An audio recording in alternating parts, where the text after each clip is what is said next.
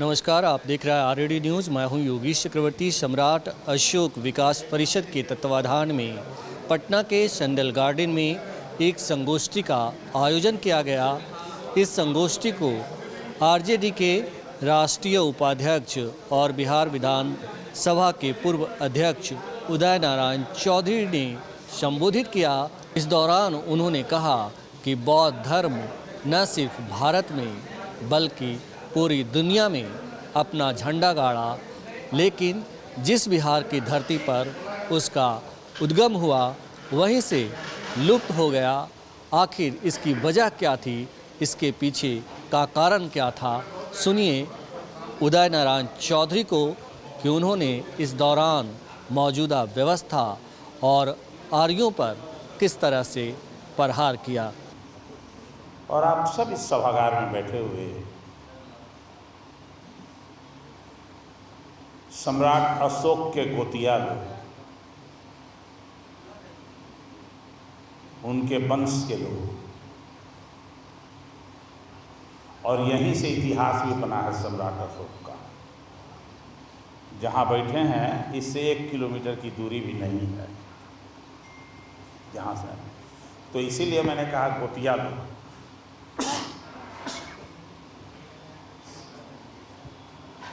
हम सब लोग अपनी ताकत को भूल जाते हैं। झलावा और जो आज का नकली छलावा है उसमें हम लोग फंस जाते हैं या फंसे हुए हैं, या कभी किसी को कोई तकलीफ हुआ तो प्रतिशोध में जिस डाल पर बैठते हैं उसी डाल को काटने लगते हैं, कालीदास हो जाते हैं। तो सबसे पहले हम भाई सुबोध मेहता जी को, दिल्ली में प्रोफेसर हैं लेकिन आके पटना में इस तरह की गोष्ठी और बिहार में चलाने का इन्होंने ठाना है, हम इसके लिए इनको धन्यवाद देना चाहते हैं और आप सब लोगों की ओर से इनको बधाई देते हैं। और चूँकि ये हैं तो यहाँ के रहने वाले, लेकिन स्थान तो बना लिया है दिल्ली में भी अपना नौकरी के कारण, तो इनको याद तो जरूर रहता है अपना जन्म स्थान, तो आ जाते हैं। तो कोई आ जाए इस तरह का हम लोग को ज्ञान देने की कोशिश करे तो उसको सम्मानित भी करना चाहिए ना, बोलिए। तो हम आप सब लोगों की ओर से इनका सम्मान कर दें। आइए सुबोध जी।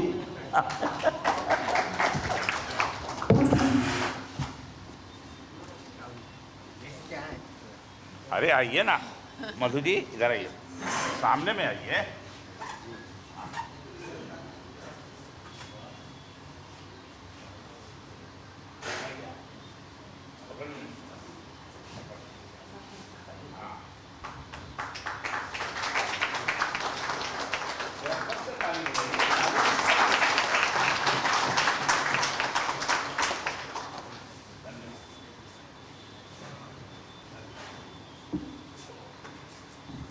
आज इन्होंने बीज डाला है, हालांकि वृक्ष तो बहुत पुराना है ये सम्राट अशोक का लगाया हुआ, लेकिन पुनः जब भूल गए हैं तो इन्होंने बीज डाला है। बड़ा अच्छा याद दिलाया है समकालीन भारत में सम्राट अशोक। तो हम उसको और दूसरे ढंग से जरा देखते हैं। आर्य और अनार्य के बीच की बात देखते हैं। आज जो समकालीन भारत में हमारे पूर्व वक्ता ने, आदरणीय पटेल साहब ने आप लोगों को याद दिलाया थोड़ा मुंह से पैदा लेने वाले लोगों के बारे में, तो मैं कहता हूं आर्य लोग जो विदेशों से चल के आए और इस देश के जो मूल निवासी थे जो यहाँ बैठे हुए हैं, अनार्य लोग, आर्य और अनार्य। अभी तो हम लोगों के इतिहास को भी कुछ उलट पुलट किया जा रहा है, बदला जा रहा है, लेकिन वास्तव में ये हम सब लोग जो यहाँ बैठे हैं ये अनार्य खानदान के लोग हैं,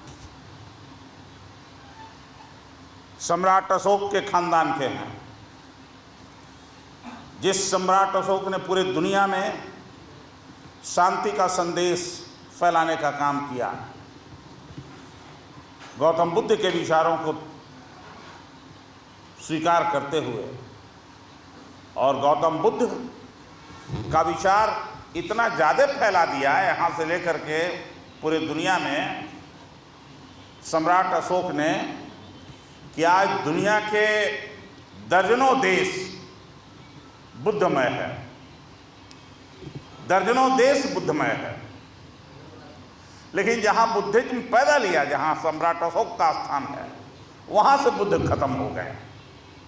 यह है कमाल हमारे आर्य लोगों का, याद रखिएगा। जो आर्य लोग हैं उनका यह कमाल है कि यहाँ से वो बुद्ध को ही उसने हटा दिया और इतना हिंसा चलाया कि जितनी पुरानी खुदाई होती है उन सभी जगहों से बुद्ध की मूर्ति मिलती है, जितना पुराना खुदाई हो रहा है। ये ज्ञान वापी का मंदिर है भी, कहते हैं मंदिर या मस्जिद जो कहिए, लेकिन उसके वो है बैठा हुआ बुद्ध की मूर्ति के ऊपर। बोध गया में चले जाइए, जहां बुद्ध को ज्ञान प्राप्त हुआ है, बोध गया के मुख्य मंदिर में भी वो पत्थर रख दिए थे सब, विष्णु भगवान के। अभी मैं 1 सप्ताह पहले भी गया था बोध गया, थाईलैंड के कुछ लोग आए हुए थे, उनको लेके जाना था, मैं गया था। वहाँ के मंत्री लोग थे, तो फिर से देखा कि अभी और जरा उसको बढ़िया बना दिया है, सुंदर बना दिया है। जो बुद्ध वाला रखा हुआ है, बुद्ध के मूर्ति के ठीक सामने रखा हुआ है, क्या तो विष्णु जी का ये मूर्ति है। अरे भाई, तो विष्णु जी कहाँ से आ गए तुम हुआ है? वो इसलिए कि सभी जगहों पर आर्य लोगों का हुआ कि बनी बात में झगड़ा डालो कुछ तो पंच दिलाएगा, वही सिद्धांत है। जे सैकड़ों मूर्तियां बुद्ध की वजीरगंज में एक गांव है, नाम भूल रहे हैं, जहां की कुआं से निकला, एक दो नहीं सैकड़ों।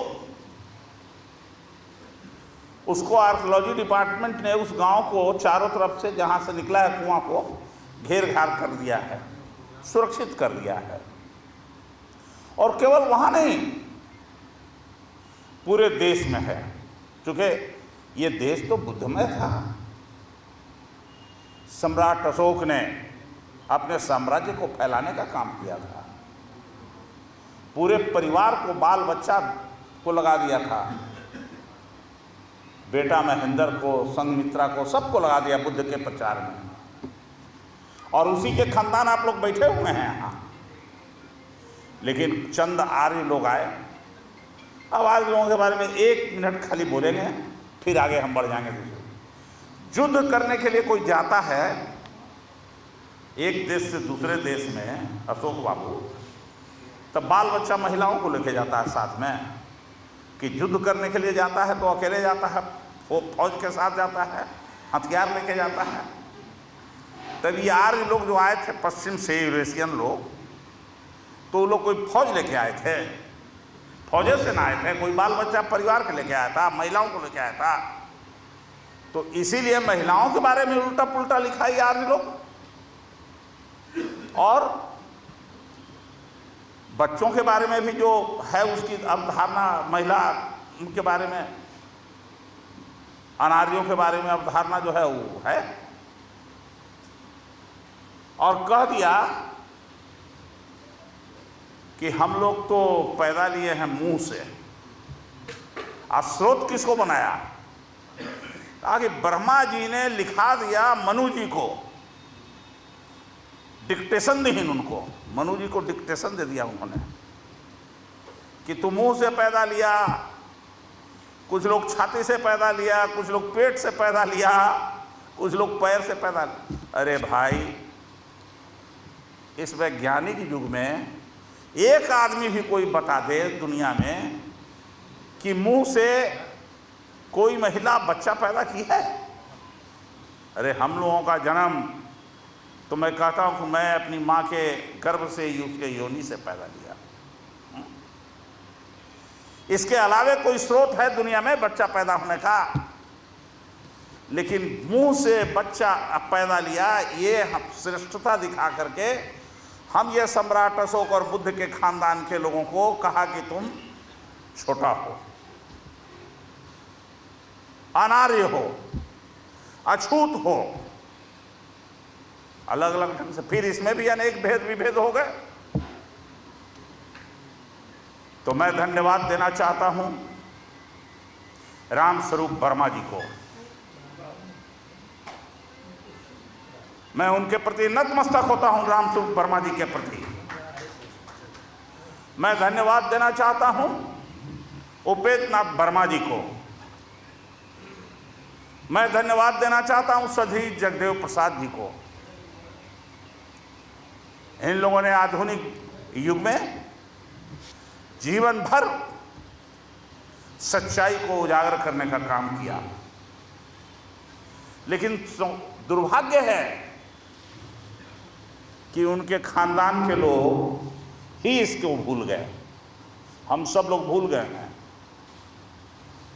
यथार्थ को भूल गए, सच्चाई को भूल गए।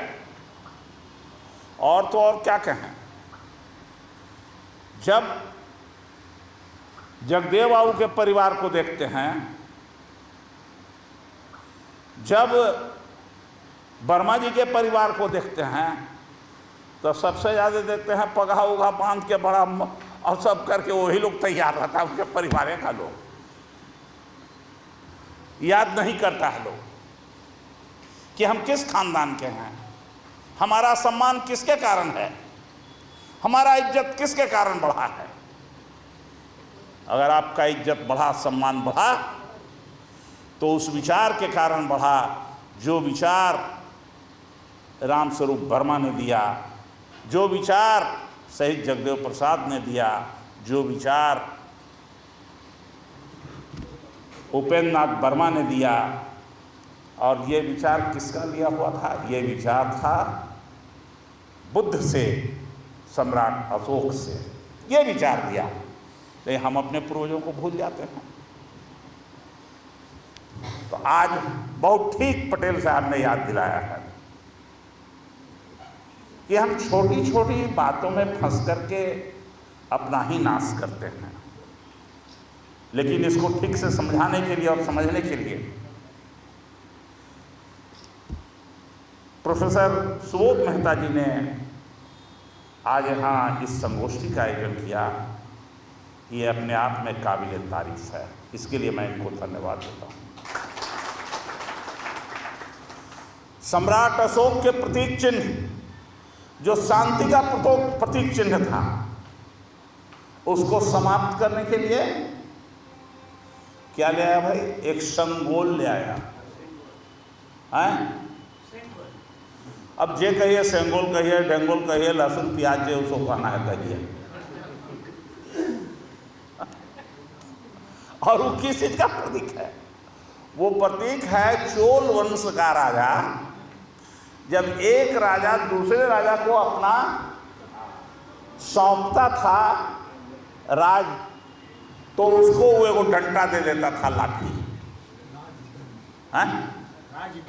राजदंड, वही डंडवा बोल रहे हैं, वो दे देता था। और उसको अब हम ले जाके अपने संसद में भी लगा दिए हैं। वो क्या है?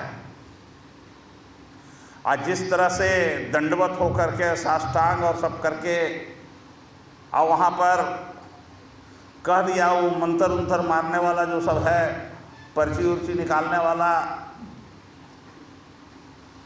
या वो जो दक्षिण भारत से आया वो लोग कह दिया कि उसमें कोई आर्य लोगों का रहना उचित, अनार्य लोगों का रहना उस अवसर पर ठीक नहीं है, दलित लोगों को।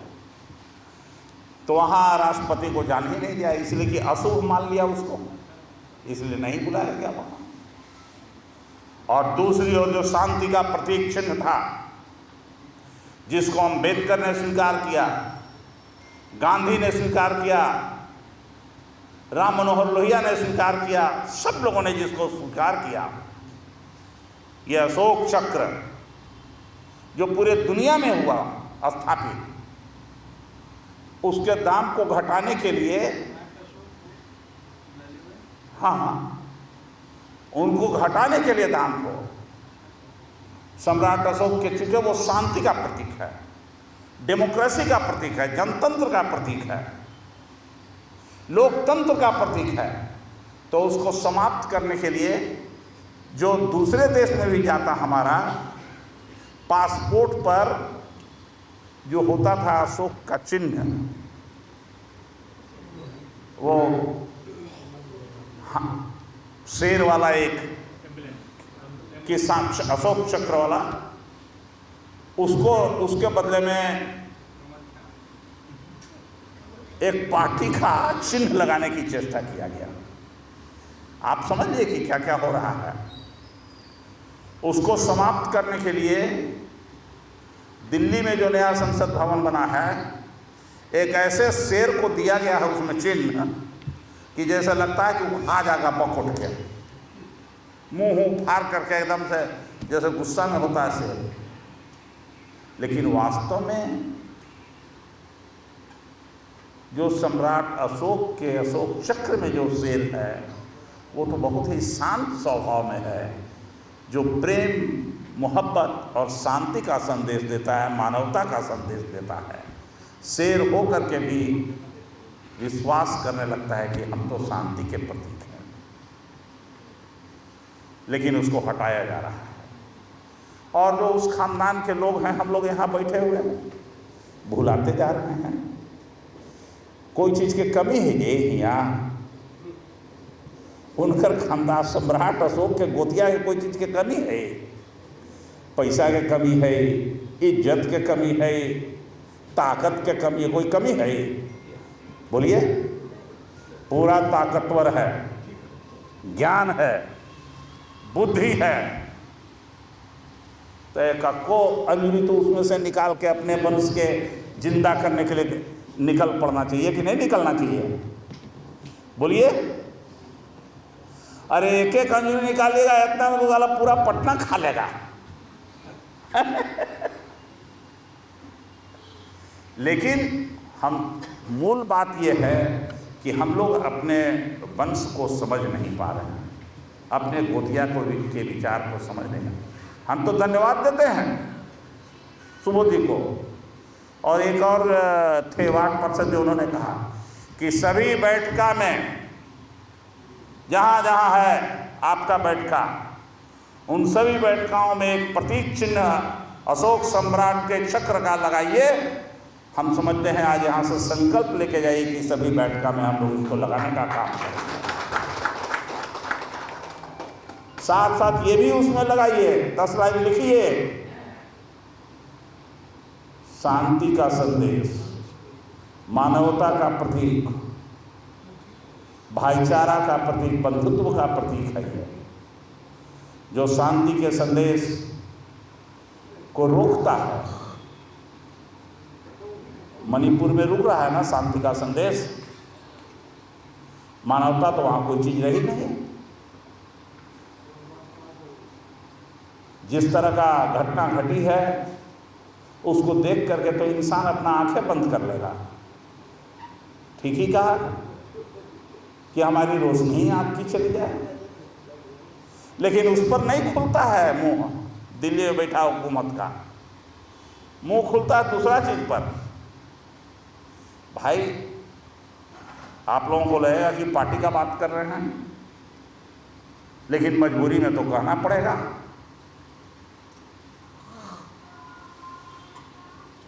अमेरिका गए, वहां डेमोक्रेसी का पाठ पढ़ा रहे थे,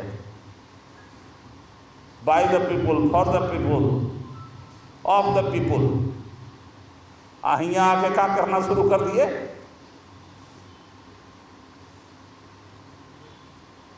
देख लीजिए।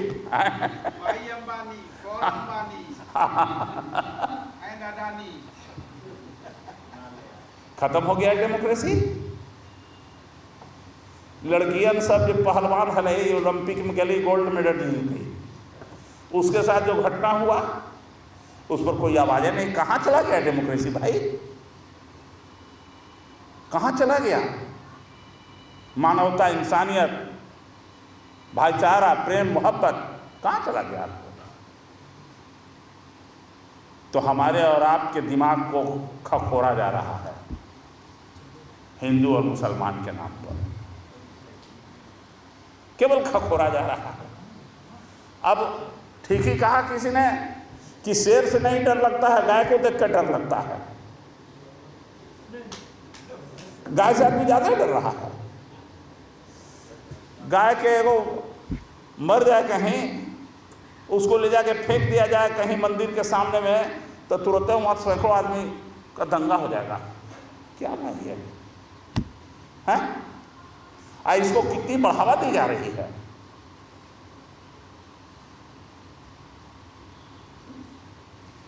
बच्चा लोग के पिए लगे दूध नहीं मिल रहा, माल न्यूट्रिशन हो गया है।